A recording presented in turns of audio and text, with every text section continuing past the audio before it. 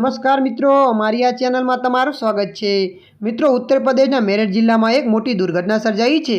અહીંના ઝાકીર કોલોનીમાં 3 માળનું મકાન ધરાશય થતાં નીચે એક જ પરિવારના 15 લોકો દટાયા હતા। આ દુર્ઘટનાની માહિતી મળતા જ લોહિયાનગર પોલીસ, સ્થાનિક લોકો, ફાયર બ્રિગેડની સહિત એસડીઆરએફ અને એનડીઆરએફની ટીમ ઘટનાસ્થળે પહોંચી અને કેટલાક લોકોને સુરક્ષિત બહાર કાઢ્યા હતા। ત્યારે મિત્રો, મળતી માહિતી અનુસાર જણાવી દઈએ કે આ દુર્ઘટનામાં 1.5 વર્ષની બાળકી સહિત 10 લોકોના મોત થયા છે। કાટમાળા નીચે દટાયેલા લોકોને બચાવવા માટે એસડીઆરએફ અને એનડીઆરએફ ટીમ સાથે સ્નીપર ડોગ્સ પણ તૈનાત કરવામાં આવ્યા હતા। મેરઠના લોહિયાનગર પોલીસ સ્ટેશન વિસ્તારની ઝાકીર કોલોની શનિવારે સાંજે લગભગ 5:15 વાગે એક 35 વર્ષ જૂનું મકાન ધરાશય થયું હતું। તે બાદ બચાવ કાર્ય સતત 17 કલાક ચાલ્યું હતું।